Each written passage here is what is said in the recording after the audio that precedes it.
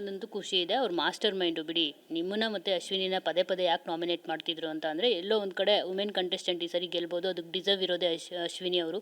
So ಹೀಗಾಗಿ ಅವರು ಅಶ್ವಿನಿ ಅವ್ರನ್ನ ಎಷ್ಟು ಬೇಗ ಮನೆಯಿಂದ ಆಚೆ ಕಳಿಸ್ತೀನೋ ಅದರಲ್ಲಿ ನಾನು ಲೀಡಲ್ಲಿ ಬರ್ತೀನಿ ಅನ್ನೋದು ಅವ್ರ ತಲೆಯಲ್ಲಿತ್ತು. ಮತ್ತು ನೀವು ಜೊತೆಗೆ ನಿಮ್ಮದು ಅಷ್ಟೇ, ನಿಮ್ಮನ್ನು ಎಷ್ಟು ಬೇಗ ಆಚೆ ಕಳಿಸ್ತೀನಿ, ಅವ್ರಿಗೆಲ್ಲೋ ಒಂದು ಕಡೆ ಇದಿತ್ತು, ಥಾಟ್ ಇತ್ತು ಅಂತ ಅನಿಸುತ್ತೆ. ಅಂದರೆ ಸೋಬರಾಗಿ ಆಟ ಆಡ್ತಿದ್ದಾರೆ, ಯಾರನ್ನೂ ನೋವು ಮಾಡ್ತಾ ಇಲ್ಲ, ಯಾರಿಗೂ ಏನು ನೀವು ಬ್ಯಾಡ್ ವರ್ಡ್ಸ್ ಕೂಡ ಯೂಸ್ ಮಾಡಿಲ್ಲ, ಯಾರಿಗೂ ಯಾರ ಜೊತೆನೂ ಜಗಳನೂ ಮಾಡಿಲ್ಲ. ಅಫ್ಕೋರ್ಸ್ ಇಲ್ಲಿವರೆಗೂ ನೋಡ್ಕೊಂಬಂದಾಗ ಅಂಥವರೇ ಗೆದ್ದಿರೋದು ಜಾಸ್ತಿ ಬಿಗ್ ಬಾಸ್ನ. ಸೊ ಎಷ್ಟು ಬೇಗ ಧನುಷ್ ಅವರು ಆಚೆ ಹೋದರೆ ನನ್ನ ಜಾಗ ಸೇಫ್ ಆಗುತ್ತೆ ಅನ್ನೋದು ಅರ್ಥ ಆಗುತ್ತೆ. ಸೊ ಅದ್ರ ಬಗ್ಗೆ ಎಲ್ಲ ಹೇಳೋದಾದರೆ ಅಷ್ಟೊಂದು ಸ್ಮಾರ್ಟಾಗಿ ಆಟ ಆಡ್ತಾಯಿದ್ರು. ಆ ಥರ ಸ್ಮಾರ್ಟಾಗಿ ಆಡೋದ್ರಲ್ಲಿ ತಪ್ಪೇ ಇಲ್ವಲ್ಲ, ಅದು ಸ್ಟ್ರಾಟಜಿ ಅಲ್ವಾ. ಅವನು ಅಷ್ಟು ತಲೆ ಉಪಯೋಗಿಸಿ ಅಷ್ಟು ಆ ಥರ ಎಲ್ಲ ಯೋಚನೆ ಮಾಡಿದ್ರೆ ಇಟ್ಸ್ ಅ ಬ್ರಿಲಿಯಂಟ್. ಅವ್ನ ಸ್ಟ್ರಾಟಜಿ ಅದು ವರ್ಕ್ ಆಗಿದೆ. ಅಂದರೆ ನಾನು ಸ್ವಲ್ಪ ಬೇಗನೆ ಬಂದಿದ್ದರೆ ಅವ್ನ ಸ್ಟ್ರಾಟಜಿ ವರ್ಕ್ ಆಗಿರೋದೇನೋ.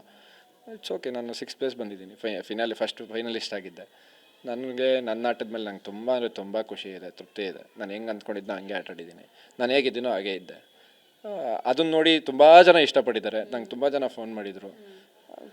ಅದರಲ್ಲಿ ಖುಷಿ ಪಡ್ತೀನಿ. ಬಟ್ ಎಲ್ಲೋ ಒಂದು ಕಡೆ ನಿಮ್ಮ ಸಾಫ್ಟ್ ನೇಚರ್ ಹೇಗೆ ಅಂದರೆ, ನಿಮ್ಮ ಸೀರಿಯಲ್ ಟೀಮ್ ಏನಿದೆ, ನಿಮ್ಮ ಸೀರಿಯಲ್ ಟೀಮ್ನ ಸೇವ್ ಮಾಡ್ಕೊಳ್ಳೋದಕ್ಕೆ ನೀವು ತುಂಬ ಕಷ್ಟಪಡ್ತಿದ್ರಿ ಅಂತ ಅನಿಸುತ್ತೆ. ಅವ್ರಿಗೆ ತುಂಬ ಸಪೋರ್ಟಿವ್ ಆಗಿ ನಿಲ್ತಿದ್ರಿ ಅಂತ ಅನಿಸುತ್ತೆ.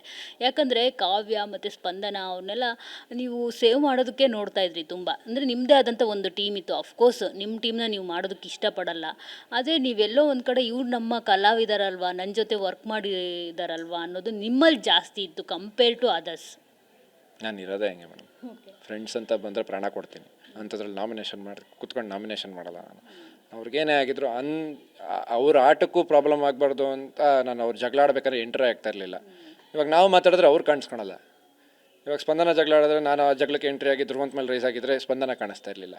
ಕಾವ್ಯ ಅಶ್ವಿನಿ ಮೇಡಮ್ ಜಗಳ ಆಡ್ಬೇಕಾದ್ರೆ ಅದಕ್ಕೆ ಎಂಟ್ರಾಗಿ ನಾನು ಅಶ್ವಿನಿ ಮೇಡಮ್ ಮೇಲೆ ಜಗಳ ಆಡಿದರೆ ಕಾವ್ಯ ಕಾಣಿಸ್ತಾ ಇರಲಿಲ್ಲ. ಅವ್ರ ಆಟಕ್ಕೂ ತೊಂದರೆ ಆಗಬಾರ್ದು, ನನ್ನ ಆಟಕ್ಕೂ ತೊಂದರೆ ಆಗಬಾರ್ದು. ನನ್ನ ಪಾಡಕ್ಕೆ ನಾನು ಸುಮ್ಮನೆ ಇದ್ದೆ. ಅವ್ರ ಜಗಳ ಅವ್ರು ಆಡಲಿ, ಅವ್ರ ಮಾತು ಅವ್ರು ಆಡಲಿ, ಅವಾಗೆ ಅವರು ಕಾಣಿಸ್ಕೊಳ್ಳೋದು.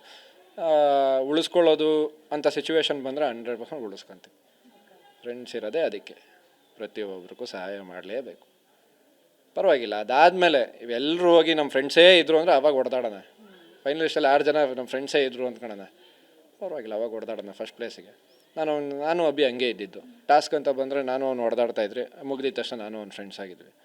ಹಂಗೆ ಇರಬೇಕು ಮೇಡಮ್. ಸುಮ್ಮನೆ ಕಾಮಿಡಿ ಎಲ್ಲನೂ ತಲೆಗೆ ತಗೊಂಡು ಸುಮ್ಮನೆ ಓವರ್ ಟೆನ್ಷನ್ ತಗೊಬಾರ್ದು ಯಾವುದು. ಅದಕ್ಕೆ ಏನು ಮಾಡ್ತೀರಾ ಅದೆಲ್ಲ ಮಾಡೋದಕ್ಕೆ ಅಂತ ಕೇಳ್ತಿರೋದು. ಏನು ಅಲ್ಲಿ ನೀವೇ ನೋಡಿರ್ತೀರಲ್ಲ ಸಿಚುವೇಶನ್ಸು ಎಲ್ಲ ಏನು ಮಾಡಬೇಕು ಅದನ್ನೆಲ್ಲ ಮಾಡ್ತಿದ್ದೆ.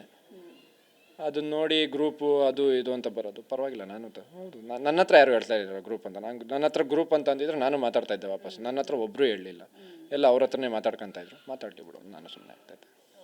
ಸರ್, ಇನ್ನು ನಿಮ್ಮ ಟೆಂಪರ್ನ ರೈಸ್ ಮಾಡಿರುವಂಥ ಸಿಚುವೇಶನ್ ಅಂತಂದರೆ ಬಿಗ್ ಬಾಸ್ ಮನೇಲಿ ಯಾವುದು ಅದು ಅಂತ?